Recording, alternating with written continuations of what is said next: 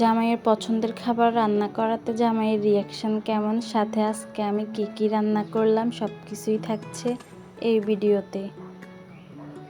Flashback. Hello everyone, আসসালামু আলাইকুম। আজকে জামাইয়ের পছন্দের একটা খাবার বানাবো, আর সেটা হচ্ছে সেমাইয়ের জর্দা। উনি ওইটা অনেক বেশি পছন্দ করে, তো এই জন্য বাদামগুলো ভেজে নিচ্ছি। আর এইখানে আজকে রান্নার জন্য আমি নিয়ে নিয়েছি কাচকি মাছ। এটা অনেকে অনেক রকমভাবে চিনে, কেউ কাচকি মাছ বলে, কেউ মলা মাছ বলে। তো সেটাই আজকে রান্না করতেছি। আর আমি সেমাইয়ের জর্দা করার জন্য এখানে পাতিলে কিছু ঘি দিয়ে দিয়েছি, আর দিয়ে দিয়েছি 2টা তেজপাতা। এবার একটু ভেজে এখানে আমি সেমাইগুলো দিয়ে দিচ্ছি। দিয়ে ভালোভাবে এগুলোকে 2 থেকে 3 মিনিট ভালোভাবে নেড়েচেড়ে ভেজে নিব। খেয়াল রাখতে হবে যেন নিচে দিয়ে পুড়ে না যায়, পুড়ে যাইলে খাইতে ভালো লাগবে না, পোড়া পোড়া লাগবে। তো আমি খুব সাবধানে এটাকে 2 থেকে 3 মিনিট ভেজে নিয়েছি। আর এই পর্যায়ে এখানে দিয়ে দিলাম চিনিটা কম বেশি আপনারা দিতে পারেন, তবে আমরা যেরকম মিষ্টি খাই ওই রকমই দিয়েছি। বিশেষ করে রুবাইয়ার বাবা মিষ্টিটা পছন্দ করে, আর রুবাইয়া তো পছন্দ করেই, তাই আমি মিষ্টির পরিমাণটা একটু বাড়াই দিয়েছি।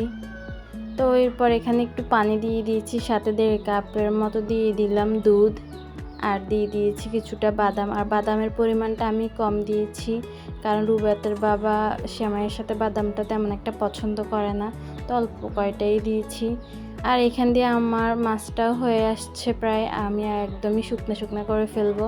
আর আমাদের বাসায় মাছটা রান্না হলে একদমই শুকনো করে ফেলা হয়, কোনো ঝোল রাখি না। আর এই যে মাছটাও রান্না শেষ। দেখতে কি সুন্দর হয়েছে তাই না? খেতেও কিন্তু অনেক বেশি মজা হয়েছে। আর এই মাছটা এমনিতেই অনেক বেশি মজা হয়। আর করলা ভাজি করব, তার জন্য আমি করলাগুলো কেটে নিয়েছি। আর এখন সুন্দর করে এগুলোকে পরিষ্কার করে ধুয়ে নিব। আর এখান দিয়ে পুঁই শাক রান্না করব, তার জন্য এখানে কিছু চিংড়ি মাছও নামিয়ে নিয়েছি। চিংড়ি মাছ দিয়ে পুঁই শাক রান্না করলে কিন্তু অনেক বেশি মজা হয়। এই তো শাকগুলো আমি ধুয়ে নিয়েছি কেটে। আর এইখান দিয়ে এখন দেখব সেমাইয়ের কি অবস্থা। এই যে সেমাইয়ের জর্দাটা প্রায় হয়ে গেছে, আর একটু শুকনো হলে এগুলো একদম ঝরঝরা হয়ে যাবে। তবে আমি প্রথমবারই সেমাইয়ের জর্দাটা করছি, তো এই তো আমার জর্দাটা হয়ে গেছে। মাশাআল্লাহ অনেক ঝরঝরা হয়েছে, খেতেও কিন্তু অনেক বেশি মজা হয়েছে। তো এই যে দেখতেই পাচ্ছেন কি ঝরঝরা হয়েছে।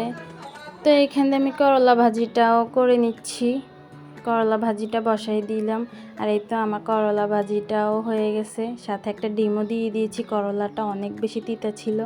তো এখান দিয়ে জামাই ঘুম থেকে উঠেই রেডি হয়ে গেছে বের হওয়ার জন্য, তো আমি ওনাকেও দিয়ে দিলাম, দেখি উনি খেয়ে কি বলে। এই যে আমার সাথে দুষ্টামি করছিল, আমাকে চেতাইতেছিল। আর ঘুম থেকে উঠলে উনি একদমই মিষ্টি খাবার খাইতে পারে না, তাও একটু খেয়ে বললো যে ভালোই হয়েছে।